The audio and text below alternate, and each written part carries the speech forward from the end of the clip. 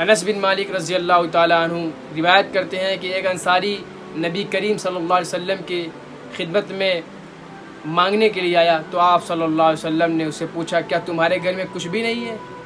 بولا کیوں نہیں؟ ایک کمبل ہے جس میں سے ہم آدھا بچھا لیتے ہیں اور آدھا اوڑھتے ہیں، اور ایک پیالہ ہے جس میں ہم پانی پیتے ہیں۔ تو اللہ کے نبی محمد رسول اللہ صلی اللہ علیہ وسلم نے ان سے فرمایا کہ تم ان دونوں کو یہاں لے کر چلے آؤ۔ چنانچہ انہوں نے لے کر آیا تو نبی کریم صلی اللہ علیہ وسلم نے ان دونوں کو اپنے ہاتھوں میں لیا اور صحابہ کرام سے فرمانے لگے کہ کون ہے جو ان دو چیزوں کو خریدے؟ تو ایک صحابی بولے میں اس کا 1 درہم دوں گا۔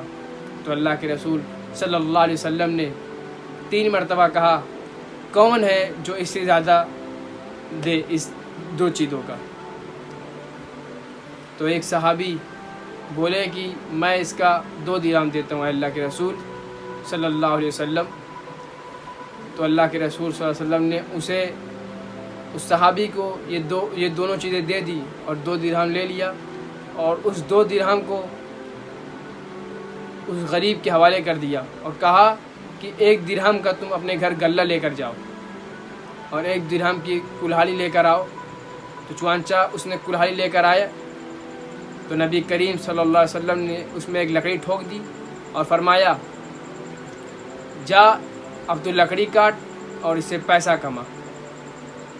چنانچہ وہ گیا اور لکڑیاں کاٹتا رہا، اور نبی کریم صلی اللہ علیہ وسلم نے ان سے یہ بھی فرمایا تھا کہ اب تم مجھے 15 دن تک نظر نہیں آنا، میں تمہیں یہاں 15 دن تک دیکھوں نا۔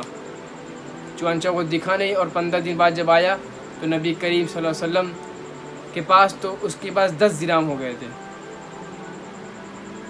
تو اللہ کے نبی یہ پسند نہیں کرتے کہ کوئی طاقت رکھتا ہو، کام کرنے کی صلاحیت رکھتا ہو، پھر بھی وہ مانگے۔